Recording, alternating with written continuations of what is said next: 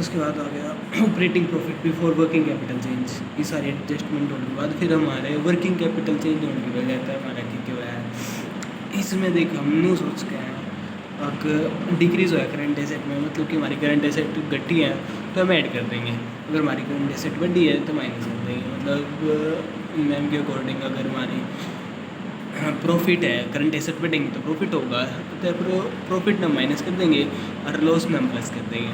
लेकिन हम general logic देखें तो डिक्रीज़ इन करंट एसेट, हमारी पिछले साल करंट एसेट थी 10,000, इस साल होगी 12,000, तो हमने पिछले साल 10,000 ना मिले थे, लेकिन इस साल 2,000 और बढ़ गया हमने जो ना मिले हैं, तो हमारा कैश कम हुआ है 2,000 का। मतलब कि हमने गुड्स बेच लिए लेकिन हमारे द्वारा कैश नहीं आया है। मगर डिक्रीज़ देखे करंट एसेट में, तो पिछले साल हमारे पास 10,000 के करंट एसेट थे, लेकिन इस साल हो गए हमारे पास 8,000 के करंट एसेट। तो हमारे जो इस साल 10,000 है, पिछले साल 10,000 थे, इस साल 8,000 हो गए। तो हमारे जो 2,000 है ना वे कम हो गए, मतलब कि हमने भी जो 2,000 है वे मिल गए।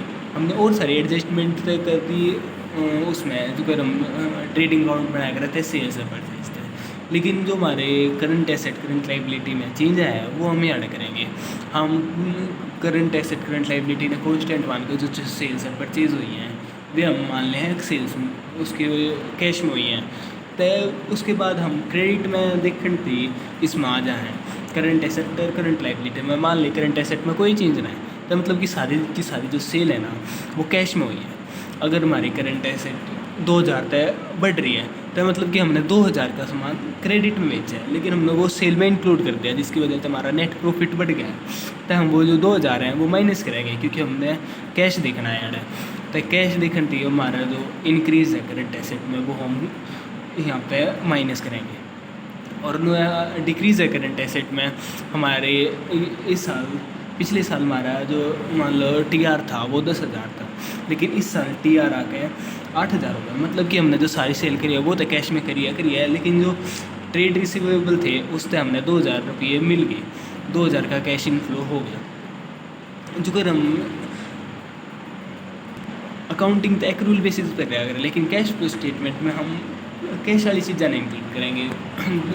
एक न्यू अगर हम लाइबिलिटी में देखें तो लाइबिलिटी है हमारी, लाइबिलिटी इंक्रीज़ हुई है, तो मतलब हमने उस तरह सामान था वो क्रेडिट पे लिया है, तो हमने क्रेडिट पे लेकर और वो मान लो कैश में बेच दिया, क्योंकि अगर हमने क्रेडिट पे बेचा होगा तो करंट एसेट में भी फ़र्क होगा, तो वो हम उसमें एडजस्ट कर लेंगे।